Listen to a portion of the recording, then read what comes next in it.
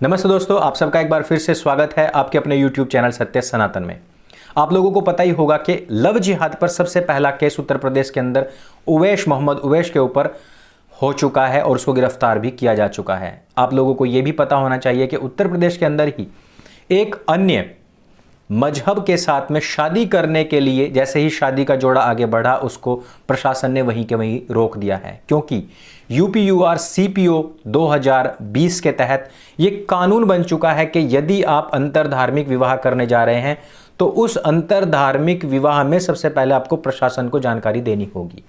इस प्रशासन को जानकारी ना दे करके ये विवाह रचाया जा रहा था। और इस एक्ट की सबसे बड़ी खूबसूरती यह है दोस्तों कि जिस प्रकार से पहले कोई भी मुस्लिम लड़का किसी भी हिंदू लड़की के साथ में शादी कर लेता था और शादी करने के बाद में उसको मतांतरित करता था, उसी को ही पूरी तरीके से अब अपराध मान लिया गया है। और वो अपराध होना भी चाहिए, क्योंकि हमने भी जी न्यूज़ पर यह बात उठाई थी कि जब प्यार है, दोनों के बीच में प्यार है, तो उसमें मतांतरण का क्या काम है। और जब अंतरधार्मिक विवाह एक्ट हमारे पास में है तो ऐसा करना ही क्यों।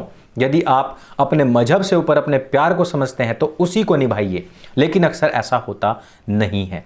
हमारे पास में एक सवाल आया था कि क्यों मुसलमान लोग इस तरीके की जो घटनाएं हैं उनको सबसे ज़्यादा अंजाम देते हैं जबकि हिंदू ऐसा नहीं करते हैं। उसका कारण है पॉलीगैमी का अधिकार। मुसलमानों को हमारे संविधान के अनुसार भी और शरीयत के अनुसार भी पॉलीगैमी का पूरा अधिकार है। आप जरा सोचिए कि इस संविधान के निर्माण हेतु, इस हिंदुस्तान के निर्माण हेतु हमारे पूर्वजों ने कितना बलिदान नहीं दिया। जिन लोगों को शरीयत चाहिए थी उन लोगों ने बांग्लादेश लिया, पाकिस्तान लिया, 2 टुकड़े लिए। और जिन लोगों को अपने देश का संविधान प्यारा था उन लोगों ने अपने भारतवर्ष में रहना पहले दिन से ही मंजूर किया था। लेकिन आप जरा सोचिए कि शरीयत की धाराएं आज भी संविधान को ओवरलैप करती हैं, यानी कि हमारी आंखों में धूल झोंकी गई नीली किताब के जरिए और उसकी आड़ में, यानी कि हमारा जो संविधान है वो ही हिंदुओं को धोखा देता रहा। और इसी के खिलाफ आज सबसे बड़ी पहल की है विष्णु जैन जी ने।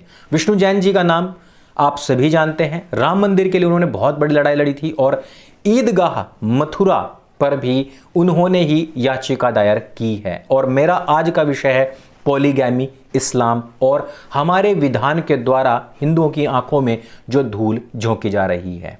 आप जरा सोचिए कि हिंदुओं की जो जनरेशन है वो कितनी तेजी से खत्म होती जा रही है। आप इसको इस बात से समझिए कि एक पेयर है वो एक लड़की प्रोड्यूस करता है और एक पेयर है जो एक लड़का प्रोड्यूस करता है। इन दोनों बच्चों की भविष्य में शादी होती है। उम्र के साथ ये जो 2 पेयर थे यानी कि 4 लोग थे समाप्त हो जाते हैं और उनके आगे बचते हैं 2 बच्चे। अब वो भी एक बच्चा प्रोड्यूस करने की क्योंकि मानसिकता है पहले से ही, तो ये जो पेयर अब बचा है वो भी एक बच्चा पैदा करेगा और इनके जाने के बाद में अब बचा है 1। यानी कि आप जरा सोचिए कि कुछ ही वर्षों में 6 लोग समाप्त होते हैं और उनके सामने बचता है 1 बच्चा। इस प्रकार से कोई भी संस्कृति, कोई भी धर्म नष्ट हो सकता है और आज हम उसी की राह पर अग्रसर हैं। अगर आपको मेरी बात इस तरीके से समझ में ना आए तो आपको मैं आसान तरीके से समझाता हूं। आपके पास में 4 पेड़ हैं, आपने उन 4 पेड़ों को काटा और वहां पर 2 पेड़ लगाए और अब उन 2 पेड़ों को काटा और वहां पर 1 लगाया। आप जरा सोचिए कि इसी सांख्यिकी के अनुसार वो 1 पेड़ कटेगा तो आगे आप कितने पेड़ लगाएंगे? 0। अब आप जरा सोचिए कि इस तरीके से तो हमारे जो जंगल हैं, जो पेड़ हैं, जो वृक्ष हैं वो नष्ट हो जाएंगे और इस प्रकार से हमारी पृथ्वी भी नष्ट हो जाएगी। अब आप जरा इसको वापस इंसानों पर लाइए और खास तौर पर हिंदुओं पर, सनातनियों पर लाइए। ये जो ट्रेंड है चला हुआ, ये हमारी इस संस्कृति को नष्ट करने जा रहा है निकट भविष्य में और इसका आपको जरा भी भान नहीं है। मैंने हरियाणा के बहुत सारे क्षेत्रों में बातचीत की और वहां पर अधिकतर महिलाओं का रुझान ये है कि 1 बच्चा पैदा कर लिया इतना ही बहुत है, यदि हम दूसरा करने जाएंगे तो हमारी जवानी खत्म हो जाएगी। मैं उनसे पूछना चाहता हूं कि इस जवानी का आपने करना क्या है? यदि आप रिप्रोडक्शन तक नहीं दे सकते, जितना समाप्त कर रहे हैं उतना आगे नहीं दे सकते, 1 रुपया खर्च किया है तो 1 रुपया कमाकर नहीं दे सकते, तो आपके जीवन का फायदा क्या? दोस्तों एक बात हमेशा ध्यान रखना, मनुष्य की इस चमड़ी का ना जूता, ना चप्पल, ना बेल्ट कुछ भी नहीं बन सकता है, जलेगा एक दिन। अर्थात इसका कोई रिप्रोडक्शन यदि आपने ढंग से नहीं दिया तो आपका यह जीवन व्यर्थ है। और यह व्यर्थ ही नहीं बल्कि इस सनातन संस्कृति को नष्ट करने हेतु सबसे बड़े दुश्मन आप ही होंगे। पॉलीगैमी क्यों की गई? पॉलीगैमी इसलिए की गई ताकि आप लोगों को कन्वर्ट भी ना कर पाएं, तो भी आप इतना प्रोडक्शन कर दीजिए कि वहां पर आप ही आपकी जनसंख्या चारों तरफ दिखाई दे। हिंदुस्तान के अंदर बंटवारे के समय पर 2% भी मुसलमान नहीं थे, और आज देखिए वो 18 से 20% तो लिखित रूप में है, और यदि हम सबको जोड़ लें, घुसपैठियों को जोड़ लें, सब आंकड़ों को जोड़ लें, तो 30 से 35 तो इनके खुद के क्लैरिक्स इस बात को कहते हैं। दूसरी बात, पॉलीगैमी का सबसे बड़ा कारण क्या है? वो है इनकी खुद की किताबें हवा हवाई, जो कहती है कि पॉलीगैमी करनी चाहिए, वो पॉलीगैमी को जो सपोर्ट करती है। तीसरी चीज, कोई भी काफिर महिला को यदि ये शादी करके लाते हैं और कन्वर्ट करते हैं तो ये कई बार के हज के बराबर होता है। इस प्रकार की धारणाएं इनके अंदर बनाई गई हैं। अगली बात कि कोई भी काफिर यदि इस्लाम में कन्वर्ट होती है और वो बच्चे पैदा करती है तो यह उस पुरुष के लिए जन्नत के सबाब के जैसा होगा। और सबसे बड़ी बात कि इनको जनसंख्या जिहाद तो करना ही है, काफिरों से नफरत है, तो उस वजह से भी इनके अंदर इस प्रकार का एक जुनून है। सबसे बड़ी चीज कि इनको कोई रोकने टोकने वाला नहीं, क्योंकि पॉलीगैमी ऑलरेडी दी हुई है। पॉलीगैमी दी ही इसी वजह से है ताकि आप एक काफिर को ब्याह भी लो तो भी एक मोमिना को बाद में शादी कर सकते हैं। अब आप जरा सोचिए कि हमारा संविधान किसी 1400 साल पहले बने किसी अरेबिक गिरोह के द्वारा बनाए गए एक विधान, एक छोटी सी किताब, या फिर उनके द्वारा बनाए गए कुछ लूट के रेगुलेशंस और अपनी जनसंख्या को बढ़ाने के लिए जो रूल्स बनाए गए थे, वो हमारे संविधान को ओवरलैप कर जाती है।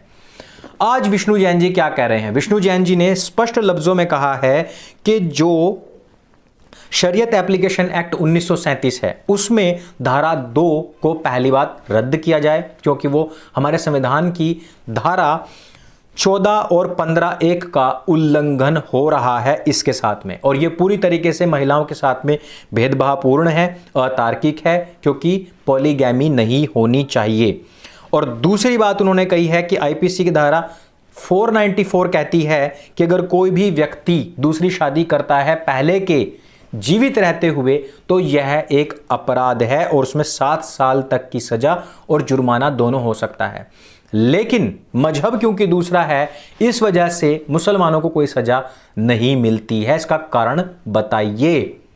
आज वो कानून जो दूसरों को पूछता है कि कारण बताइए इसका, आज उससे पूछा जा रहा है कि कारण बताइए आपने पिछले 72 साल के अंदर कौन सी झक मारी है कि आज तक हिंदुओं को न्याय नहीं मिल रहा है। इसमें सबसे बड़ी बात गौर करने वाली है कि इसमें हिंदुओं का नाम लिया गया, हिंदू, ईसाई और पारसी, ये तीनों ही दूसरी शादी नहीं कर सकते हैं। तो इसमें क्या सिख, जैन और बौद्धों का नाम नहीं आना चाहिए था? अब मैं आपको बता देता हूं कि जहां पर हिंदू आता है वहां पर सिख, जैन और बौद्ध स्वतः ही आ जाता है। अर्थात जो अपने आप को अलग मान करके आजकल आंदोलन कर रहे हैं और बड़े बड़े नीले दुपट्टे डाल करके अपने गले में और कार्यक्रम चला रहे हैं, इन लोगों को कोई अलग से काउंट नहीं करता है। इनके सारे के सारे जो नियम हैं वो हिंदुओं वाले ही हैं, वो ही पूरी की पूरी चीजें हैं, लेकिन राजनीति चमकानी है, इस वजह से ये अलग अलग दिखाने का प्रयास करते हैं। अन्यथा मूलभूत आधार पर ये बिल्कुल भी अलग नहीं है। इस वजह से इन सभी को एक साथ सोचना होगा कि हमारी संस्कृतियां आगामी भविष्य में किस तेजी से नष्ट होती जा रही हैं। ये पॉलीगैमी ही है जो कि आज के वैमनस्य और इस उतार चढ़ाव और सांख्यिकी का जो हमारा जो डेमोग्राफी चेंज बहुत तेजी से हो रहा है, इसके पीछे की सबसे बड़ी जड़ यही है। आप लोगों को जागरूक होने की आवश्यकता है, पता करने की आवश्यकता है कि हमारा ही संविधान, हमारे ही निधि, हमारा ही कानून, हमारी ही विधि हमारे खिलाफ क्यों जा रही है और कैसे जा रही है। आवाज उठाने की आवश्यकता है। मैं धन्यवाद प्रस्तुत करना चाहता हूं विष्णु जैन जी का, उनकी पूरी टीम का, कि उन्होंने इस ऐसे विषय को लेकर के जन जागरूकता फैलाने का प्रयास किया है। पूछा जाना चाहिए कि क्या संविधान हिंदुओं को, ईसाइयों को, पारसियों को भी इस प्रकार का अधिकार देगा? क्या उनको भी 2 से 4 शादियां करने का अधिकार मिलेगा, अथवा मुसलमानों से भी इस प्रकार का अधिकार छीना जाएगा? सवाल तो बनता है। दुनिया से सवाल पूछने वालों से भी सवाल होना चाहिए। इस वीडियो में सिर्फ इतना ही। यदि वीडियो आपको जानकारी से भरपूर लगे, सच के करीब लगे और आपको लगता है कि किसी की आंख खोलने में कारगर सिद्ध हो सकती है, तो इसको ज़्यादा से ज़्यादा शेयर करें। सत्य सनातन को सब्सक्राइब करना ना भूलें। मेरे संग बोलिए सत्य सनातन वैदिक धर्म की जय। जय हिंद, वंदे मातरम।